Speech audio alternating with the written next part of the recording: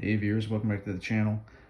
Today, this video is on the Primaris Infiltrators from the Space Marine Combat Patrol, showing you how we painted them, kind of the overview of the unit, because to me, these are a little, there's a few things on this that are a bit different. So, for starters, this unit, the Infiltrators, a very popular unit for the Space Marine, certainly, so a good unit to have. Coming out of the Space Marine Combat Patrol, these were originally released, as I understand it, out of the Shadow Spear box set. So this is a 10-man unit of monopose infiltrators. But one thing that is in particular is the wargear options. So if you go out and buy the normal infiltrator kit, right, it does not come with a Helix Gauntlet.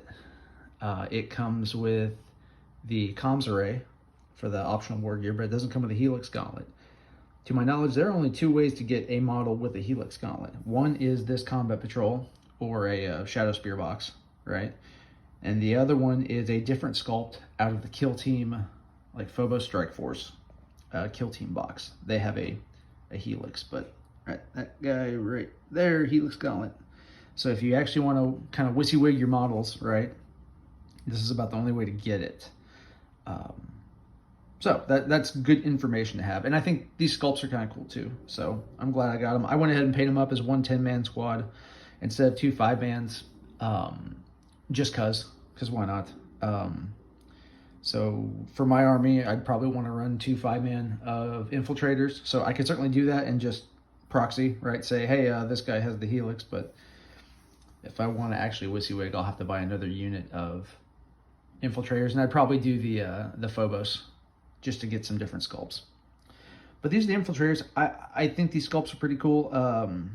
Painting them wise, kind of the standard recipe that I've done for the previous videos, right? Macragge Blue and Retributor Armor.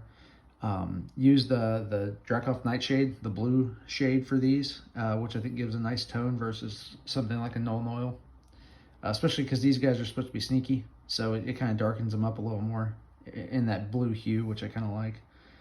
I'll put all the paints that I did and used, in the video description. So I won't enumerate them here because you guys get the point as far as the patterns, but I want to show you how they turned out and kind of hit some highlights. So let's talk about this guy first. This was my first attempt at trying to do glass vials on the Helix, and I tried to get the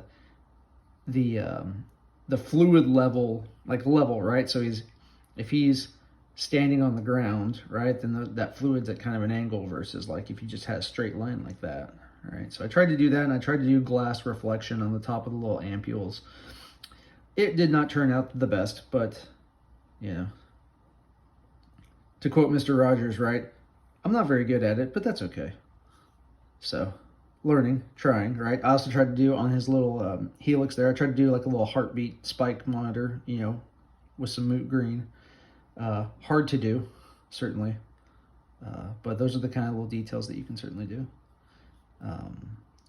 So yeah, painting some of those details, like the little, the medical, snake type thing is, for me, it was kind of difficult, but there's that guy. Other of note is I love this guy. So he's throwing a smoke grenade. I think it's a smoke grenade, but just the sculpt, the way, the smoke is tied to his thumb, right? So it's kind of thrown in there. I thought that was kind of cool. And for this guy, for the smoke, I used one of the shades, newer shade. It's that Soul Blight Gray, I think. Hang on. Pause. This stuff. Soul Blight Gray. And boy, do you have to shake and stir because it settles, as you can see. I bought that originally to try to do basically a alternative version of the contrast Apothecary White for painting my Apothecary. And it absolutely did not work the way I wanted it to. I was very disappointed, but I'm sure it was me. But for smoke effects, I think it works really well. So a good shade for that.